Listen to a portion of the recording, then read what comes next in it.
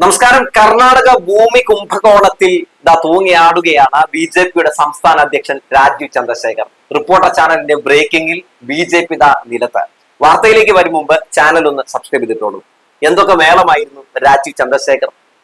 വികസിത കേരളം എന്നതാണ് ഞങ്ങളുടെ കാഴ്ചപ്പാട് എന്ന് പറഞ്ഞു നടന്ന രാജീവ് ചന്ദ്രശേഖർ ഇപ്പോൾ ഭൂമി കുംഭകോണവുമായി ബന്ധപ്പെട്ടുകൊണ്ട് ബബ്ബ അടിക്കുന്ന കാഴ്ചയാണ് കണ്ടുകൊണ്ടിരിക്കുന്നത്. എന്ത് ബ്രേക്കിംഗ് ന്യൂസ് ആണ്! ബി ജെ പിയെ പിടിച്ചു കുലുക്കുന്ന രാജീവ് ചന്ദ്രശേഖരനെ വെട്ടിലാക്കുന്ന ഏത് വാർത്തയാണ് റിപ്പോർട്ടർ ചാനൽ കൊടുത്തതെന്ന് ഞാനൊന്ന് വായിക്കാം. ഇങ്ങനെയാണ് റിപ്പോർട്ടർ ചാനൽ പറയുന്നത്. ഡൽഹി ഹൈക്കോടതി അഭിഭാഷകനായ KN ജഗദേഷ് കുമാറാണ് ഈ പറയുന്ന കർണാടക ഭൂമി കുംഭകോണ ആരോപണം ഉന്നയിച്ചത്. രാജീവ് ചന്ദ്രശേഖറിന് പുറമെ ഭാര്യ അഞ്ജലി ചന്ദ്രശേഖർ, ഭാര്യ പിതാവ് അജിത് ഗോപാൽ നമ്പ്യാർ എന്നിവർക്കെതിരെയും ആരോപണമുണ്ട്. ബിസിനസിനും ഫാക്ടറിക്കും മറ്റും സഹായിക്കുന്ന കർണാടക ഇൻഡസ്ട്രിയൽ ഏരിയ ഡെവലപ്മെന്റ് ബോർഡിൽ നിന്നും എടുത്ത ഭൂമി വിറ്റ് 500 കോടിയോളം രാജീവ് ചന്ദ്രശേഖറിന്റെ കുടുംബം കൈക്കലാക്കിയെന്നാണ് ജഗദേഷ് കുമാറിന്റെ ആരോപണം. 1994 രാജീവ് ചന്ദ്രശേഖറിന്റെ കുടുംബത്തിന് KIADB വഴി ലഭിച്ച ഭൂമി മാരുതി സുസുക്കി അടക്കമുള്ള കമ്പനികൾക്ക് വലിയ തുകയ്ക്ക് മറിച്ചു വിറ്റെന്ന ആരോപണമാണ് പരാതിക്കാരൻ ഉന്നയിച്ചത്. BPL ഫാക്ടറിക്ക് വേണ്ടിയാണ് രാജീവ് ചന്ദ്രശേഖറിന്റെ ഭാര്യയും പിതാവും ഭൂമി വാങ്ങിയതെന്ന് പരാതിക്കാരനായ ജഗദേഷ് കുമാർ റിപ്പോർട്ടറിനോട് പറഞ്ഞിരുന്നു. ഭാര്യ പിതാവും ഇതിന്റെ ഡയറക്ടർമാരാണ്. അതുപോലെ തന്നെ KIADB കരാർ പ്രകാരം 3 മാസത്തിനകം പ്ലാൻ നൽകുമെന്നും പ്രവർത്തനങ്ങൾ തുടങ്ങുമെന്നും പറഞ്ഞിരുന്നു. എന്നാൽ 14 വർഷങ്ങൾക്ക് ശേഷവും അതിലൊരു ഇഷ്ടിക പോലും അവർ വെച്ചിട്ടില്ല. പദ്ധതി പ്രകാരം അവർ 6 കോടി നിക്ഷേപം നടത്തി. 2009 ഇത് മാരുതി കമ്പനി അടക്കമുള്ള വൻകിട കമ്പനികൾക്ക് മറിച്ചു വിറ്റുവെന്നും ജഗദേഷ് കുമാർ വ്യക്തമാക്കുന്നു എന്നതായിരുന്നു റിപ്പോർട്ടറിന്റെ ബ്രേക്കിംഗ് വാർത്ത.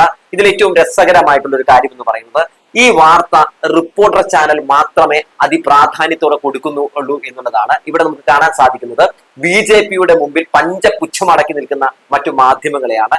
വളരെ വ്യക്തമായി തന്നെ, വളരെ വിശദമായി തന്നെ തെളിവുകൾ സഹിതം, രേഖകൾ സഹിതമാണ് റിപ്പോർട്ടർ ചാനൽ ബ്രേക്ക് ചെയ്തിട്ടുള്ളത്. അതുകൊണ്ട് നന്നായി തന്നെ രാജീവ് ചന്ദ്രശേഖരൻ അറിയാം പണി പാളിയെന്ന്. രാജീവ് ചന്ദ്രശേഖർ ഫേസ്ബുക്കിൽ ഇട്ട മറുപടി നമുക്കൊന്ന് ആദ്യം കാണാം. സ്വാഭാവികമായും ഇത്തരത്തിലുള്ള ആരോപണം വരുമ്പോൾ പൊതുവെ ഒരു പാർട്ടിയുടെ അധ്യക്ഷൻ എന്താണ് ചെയ്യുക? മാധ്യമങ്ങളെ കണ്ട് മാധ്യമങ്ങൾക്ക് മുമ്പിൽ ഒരു വിശദീകരണം കൊടുക്കും. എന്നാൽ ഇതൊന്നും ഇവിടെ രാജീവ് ചന്ദ്രശേഖർ ചെയ്തിട്ടില്ല. മറിച്ച് ഒരു ഫേസ്ബുക്ക് പോസ്റ്റ് ഇട്ട് ഇതിനെ മറയ്ക്കാനും തന്റെ മുഖം രക്ഷിക്കാനുമാണ് രാജീവ് ചന്ദ്രശേഖർ ശ്രമം നടത്തിയത്. പക്ഷെ അത് അമ്പേ പരാജയമായി. ഈ ഒരു ആരോപണത്തിന് രാജീവ് ചന്ദ്രശേഖർ നൽകിയ മറുപടി കൂടി നിങ്ങൾക്കൊന്ന് കാണണ്ടേ? അതുകൂടി ഒന്ന് കേട്ടോളൂ. ഞാൻ വായിക്കാം, അരിച്ചിരിക്കരുത്. പിണറായി വിജയൻ സർക്കാരിന്റെയും രാഹുലിന്റെ കോൺഗ്രസിന്റെയും അഴിമതികൾക്കെതിരെ BJP നടത്തുന്ന പ്രചാരണം കൊള്ളേണ്ടടുത്ത് തന്നെ കൃത്യമായി കൊണ്ടിട്ടുണ്ടെന്ന് വ്യക്തം. ഒരു ചാനലിനെ കൂട്ടുപിടിച്ച് എനിക്കെതിരെ CPM-ഉം രാഹുൽ ഗാന്ധിയുടെ കോൺഗ്രസും ഇന്ന് നടത്തിയ വ്യാജ പ്രചാരണം കെട്ടിച്ചമച്ച നുണകളുടെ ആ പഴയ അടവ് തന്നെയായിരുന്നു. കേരളത്തിലെ അഴിമതി നിറഞ്ഞ രാഷ്ട്രീയ സംസ്കാരവും ജമാഅത്തെ ഇസ്ലാമിയുടെയും SDPIയുടെയും റിമോട്ട് കൺട്രോളിൽ പ്രവർത്തിക്കുന്ന മതേതരത്വവും ശുദ്ധീകരിക്കാനാണ് ഞാൻ കേരള രാഷ്ട്രീയത്തിലേക്ക് വന്നത്. അങ്ങനെ പറഞ്ഞ ഒരു വലിയ ഒരു പോസ്റ്റ് നമുക്ക് ഇതിൽ കാണാം. അപ്പോൾ ഇത് CPM-ഉം കോൺഗ്രസും ഒക്കെ ഉന്നയിച്ച ആരോപണമാണ്. അതിന്റെ ഒരു ഫലത്തിലാണ് ഈ ചാനൽ ഇതൊക്കെ ഇങ്ങനെ ചെയ്യുന്നത്. ഇതൊക്കെ ഞങ്ങൾ നവീകരിക്കും. വികസിത കേരളം, അതായത് ഇതിൽ പറയുന്നുണ്ട്, അവസാനം പറയുന്നു, ഞങ്ങളുടെ വികസിത കേരളം എന്ന ലക്ഷ്യത്തിൽ ഈ ശുദ്ധീകരണങ്ങളെല്ലാം ഉൾപ്പെടുന്നുണ്ട്. നമ്മുടെ സംസ്ഥാനത്ത് ഒരു ശുദ്ധീകരണം അത്യാവശ്യമാണെന്നും ഒരു മാറ്റം വേണ്ടതുണ്ടെന്നും ഞങ്ങൾക്ക് ഉറച്ച ബോധ്യമുണ്ട്. CPM-നോടും കോൺഗ്രസിനോടും എനിക്കൊന്നേ പറയാനുള്ളൂ, ഈ ശുദ്ധീകരണം പൂർത്തിയാക്കി മാന്യമായി അധ്വാനിക്കുന്ന കേരളീയർ ആഗ്രഹിക്കുന്ന മാറ്റവും വികസനവും സമൃദ്ധിയും കൊണ്ടുവരുന്നത് വരെ ഞാൻ ഒരിടത്തും പോകില്ല എന്നാണ് പറയുന്നത്. ഇതാണോ ആ ആരോപണത്തിനുള്ള മറുപടി?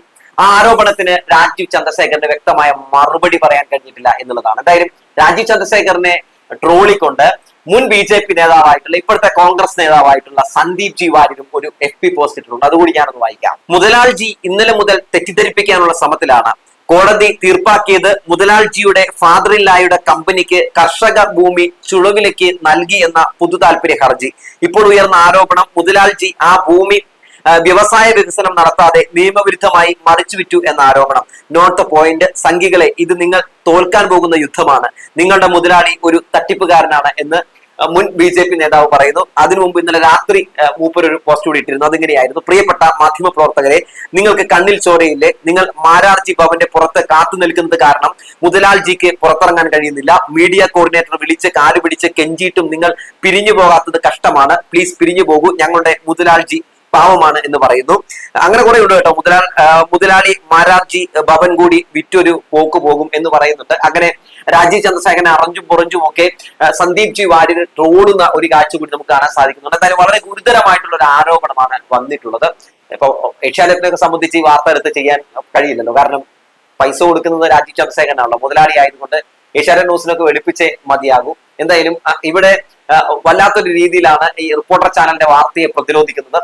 മുട്ടിൽ മരമുറി കേസുമായി ബന്ധപ്പെട്ട് ആ മരമുറി കളന്റെ അല്ലടാ ചാനൽ എന്നൊക്കെ പറയുന്നുണ്ട്. ആ വിഷയത്തിലൊന്നും നമ്മൾ ഒരിക്കലും അവരെ പിന്തുണയ്ക്കുന്നില്ല. മരം മുറിച്ചതും ഈ പറയുന്ന വിൽപ്പന നടത്തിയതും ഒക്കെ അന്വേഷിക്കേണ്ടതുണ്ട്. അതിലൊന്നും ഒരു തർക്കമില്ല. ആ ഒരു വിഷയത്തിൽ റിപ്പോർട്ടർ ചാനലിനൊപ്പമേ അല്ല നമ്മൾ. ആര് എന്തൊക്കെ രീതിയിലുള്ള തട്ടിപ്പ് നടത്തിയാലും ആരെന്തൊക്കെ രീതിയിൽ അത്തരത്തിലുള്ള കാട്ടായങ്ങൾ കാണിച്ചു കൂട്ടിയാലും ഒക്കെ അതിനെതിരെ സംസാരിച്ചു കൊണ്ടേയിരിക്കും. പക്ഷെ റിപ്പോർട്ടർ ചാനൽ ഇപ്പോൾ പുറത്തുവിട്ടിട്ടുള്ള ഈ വാർത്ത വളരെ പ്രധാനപ്പെട്ട ഒരു വാർത്തയാണ്. ആ വാർത്തയിൽ വ്യക്തമായ ഒരു മറുപടി പറയുന്നതിന് പകരം ന്യായീകരിച്ച് അതിനെ മറ്റൊരു രീതിയിലേക്ക് വഴിതിരിച്ചു വിടുന്ന രാജീവ് ചന്ദ്രശേഖരനെയാണ് കാണാൻ സാധിക്കുന്നത്. രാജീവ് ചന്ദ്രശേഖരന്റെ മടിയിൽ കനമില്ലായിരുന്നുവെങ്കിൽ ഇന്നലെ തന്നെ മാധ്യമങ്ങളെ വിളിച്ച് ഇതുമായി ബന്ധപ്പെട്ട് അദ്ദേഹം ഒരു പ്രതികരണം രേഖപ്പെടുത്തുമായിരുന്നു. മാത്രവുമല്ല, വേണമെങ്കിൽ ഒരു നിയമ നടപടി റിപ്പോർട്ടർ ചാനലിനെതിരെ അവർക്ക് എടുക്കാമായിരുന്നു. ഇതൊന്നും ഇവിടെ സംഭവിച്ചിട്ടില്ല എന്നുള്ള കാര്യം നിങ്ങളെ ഓർമ്മപ്പെടുത്തുകയാണ്. ഇതിനിടയിൽ രാജീവ് ചന്ദ്രശേഖരന്റെ റൈറ്റ് ഹാൻഡ് ആയിട്ടുള്ള ഷോൺ ജോർജും ഒരു ഫേസ്ബുക്കിൽ പോസ്റ്റ് ഇട്ടു. ഇങ്ങനെയാണ് പറയുന്നത്: മെസ്സി വരാത്തതിന് BJP എന്ത് ചെയ്യാനായി എന്റെ റിപ്പോർട്ടറെ എന്ന് പറഞ്ഞുകൊണ്ടാണ് ഷോൺ ജോർജ് വന്നത്. ഷോൺ ജോർജിനെ സംബന്ധിച്ച് നമുക്കറിയാം, BJPയെ സുഖിപ്പിച്ചുകൊണ്ട് BJPക്ക് വേണ്ടി അഹോരാത്രം പല രീതിയിലുള്ള വർഗീയത തുപ്പിയും അല്ലാത്ത പല രീതിയിലുള്ള വ്യാജ പ്രചരണങ്ങളൊക്കെ നടക്കുന്ന ഒരു നേതാവാണ്. എന്തായാലും ആ നേതാവിനെ സംബന്ധിച്ച് രാജീവ് ചന്ദ്രശേഖരനെതിരെ ഇങ്ങനൊരു വലിയ ഭൂമി കുംഭകോണം വരുമ്പോൾ അയാളെ സംരക്ഷിക്കേണ്ട നിലപാട് ഷോൺ ജോർജിനുണ്ട്. എന്തായാലും ഷോൺ ജോർജ് ഒക്കെ ഫേസ്ബുക്കിൽ പോസ്റ്റ് ഇട്ടതോടുകൂടി തന്നെ സംഭവിച്ചത് വേറൊന്നുമല്ല, അറിയാത്ത ആളുകൾ കൂടി ഇതറിയുന്ന സാഹചര്യം ഉണ്ടായി. അതായത് രാജീവ് ചന്ദ്രശേഖരനെ സംരക്ഷിക്കുന്നതിന് വേണ്ടി, രാജീവ് ചന്ദ്രശേഖരന് വേണ്ടി പലരും ചെണ്ട കൊട്ടി കളത്തിലിറങ്ങി ഇപ്പോൾ വലിയ തോതിൽ തന്നെ രാജീവ് ചന്ദ്രശേഖരനെ ആപ്പിലാക്കിയിരിക്കുന്നു. ഇതിപ്പോ നാട് മുഴുവൻ പാട്ടാക്കിയിരിക്കുന്നു എന്നുള്ളതാണ് സത്യം.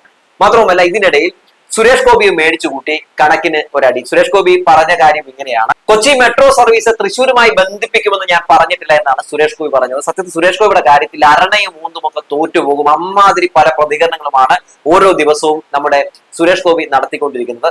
എന്തായാലും സുരേഷ് ഗോപിയുടെ തന്നെ ഒരു പഴയ FB പോസ്റ്റ് നിങ്ങൾക്ക് ഇപ്പോൾ സ്ക്രീനിൽ കാണാം. അതിൽ അദ്ദേഹം പറയുന്നത് എങ്ങനെയാണ്: ദൂരത്തെ കീഴടക്കലാണ് യാത്ര ചെയ്യാനുള്ള യുദ്ധം നമ്മുടെ നിത്യജീവിതത്തിലെ തലവേദനയായി ഇന്നും അവശേഷിക്കുന്നു. തൃശൂർ എറണാകുളം യാത്രാ ദുരിതത്തിന് പരിഹാരമായി കൊച്ചി മെട്രോയെ തൃശ്ശൂരുമായി ബന്ധിപ്പിക്കേണ്ടതുണ്ട്. ചെയ്യും എന്നത് വെറും വാക്കല്ല, ചെയ്തിരിക്കുമെന്ന് സുരേഷ് ഗോപി പറയുന്നു. ആ ചിത്രത്തിൽ നിങ്ങൾക്ക് കാണാം, കൊച്ചി മെട്രോയെ തൃശ്ശൂരുമായി ബന്ധിപ്പിക്കും. ഇത് സുരേഷ് ഗോപിയുടെ ഒഫീഷ്യൽ ഐഡിയിൽ കേന്ദ്രമന്ത്രി സുരേഷ് ഗോപി തന്നെ ഇട്ട ഒരു FB പോസ്റ്റ് ആണ്. ഈ പോസ്റ്റ് പൊക്കിക്കൊണ്ട് ഇപ്പോൾ ജനങ്ങൾ ചോദിക്കുന്നത്, മുക്കിയിട്ട് പോരായിരുന്നോ ഈ പറയുന്ന രീതിയിലുള്ള തള്ളലുകളൊക്കെ എന്നാണ് ചോദിക്കുന്നത്. അല്ലെങ്കിൽ സുരേഷ് ഗോപി അങ്ങനെയാണ്. സുരേഷ് ഗോപി ആദ്യം ഒന്ന് പറയും, പിന്നെ അരണയെ പോലെയാണ്, ഒന്നും ഓർമ്മ കാണില്ല, പിന്നീട് ഓന്തായി മാറും, പിന്നെ മലക്കം പറയും. ഇതൊക്കെയാണ് നമ്മൾ കണ്ടുകൊണ്ടിരിക്കുന്നത്. സത്യത്തിൽ സുരേഷ് ഗോപിയെ കുറിച്ച് വാർത്ത ചെയ്യാൻ ഒട്ടും താല്പര്യമുള്ള ഒരാളല്ല ഞാൻ. കാരണം ഓരോ ദിവസവും ഇയാൾ നടത്തിക്കൊണ്ടിരിക്കുന്ന, ജനങ്ങളെ പറ്റിക്കാൻ വേണ്ടി പറഞ്ഞുകൊണ്ടിരിക്കുന്ന പല പ്രതികരണങ്ങൾ കാണുമ്പോൾ പ്രതികരിച്ചു പോവുകയാണ്. എന്തായാലും ആദ്യം ഒന്ന് പറയും, പിന്നെ മറ്റൊന്ന് മാറ്റി പറയുന്നതൊക്കെ രാഷ്ട്രീയ നേതാവ് എന്ന നിലയിൽ, ഒരു കേന്ദ്രമന്ത്രി എന്ന നിലയിൽ നല്ലതല്ല സുരേഷ് ഗോപി എന്ന് ഓർമ്മിപ്പിക്കുകയാണ്. എയിംസിന്റെ കാര്യത്തിൽ നാളെ പറയാൻ പോകുന്നതും ഇതൊക്കെ തന്നെയാകാം. അതായത്, ഞാൻ അങ്ങനെ പറഞ്ഞിരുന്നു, ഞാൻ വരുമെന്ന് പറഞ്ഞിരുന്നില്ലല്ലോ എന്നൊക്കെ ചിലപ്പോൾ ഒരു പക്ഷേ സുരേഷ് ഗോപി പറഞ്ഞേക്കാം. ഞാൻ ജയിച്ചിട്ടുണ്ടെങ്കിൽ എയിംസ് പിറ്റേ ദിവസം വരുമെന്ന രീതിയിൽ കൊട്ടി ആഘോഷിച്ചുകൊണ്ട് നടന്നതാണ് സുരേഷ് ഗോപിയും BJP-കാരും. ഇപ്പോൾ എയിംസ് എന്ന് കേൾക്കുമ്പോൾ മൂപ്പര് ഒരു പ്രതികരണവും രേഖപ്പെടുത്തുന്നില്ല. പറഞ്ഞതൊക്കെ, നൽകിയ വാഗ്ദാനങ്ങളൊക്കെ വെറും പൊള്ളയായിരുന്നു എന്ന് നമ്മളിപ്പോൾ കണ്ടുകൊണ്ടിരിക്കുകയാണ്. എന്തായാലും രാജീവ് ചന്ദ്രശേഖരനൊപ്പം തന്നെ ഏറിൽ സുരേഷ് ഗോപി കൂടി കയറുന്നു. ചക്കിക്കൊത്ത ചങ്കരൻ എന്ന് പറയാതെ വയ്യ. BJP ആകെ വെട്ടിലായിരിക്കുകയാണ്. വരാൻ പോകുന്ന 2026 നിയമസഭാ തെരഞ്ഞെടുപ്പിന് വേണ്ടി അവർ പല രീതിയിലുള്ള നുണകളൊക്കെ പ്രചരിപ്പിച്ച് ജനങ്ങളുടെ വോട്ട് മേടിച്ചെടുക്കുന്നതിന് വേണ്ടി പല ശ്രമങ്ങളുമൊക്കെ നടത്തുകയായിരുന്നു. പക്ഷെ എന്ത് പറയാനാണ്, പണ്ടേ ദുർബല ഇപ്പോൾ ഗർഭിണി എന്ന് പറയുന്ന അവസ്ഥയിലായിരിക്കുകയാണ് BJP എന്ന് പറഞ്ഞു വെച്ചുകൊണ്ട് നിർത്തുകയാണ്.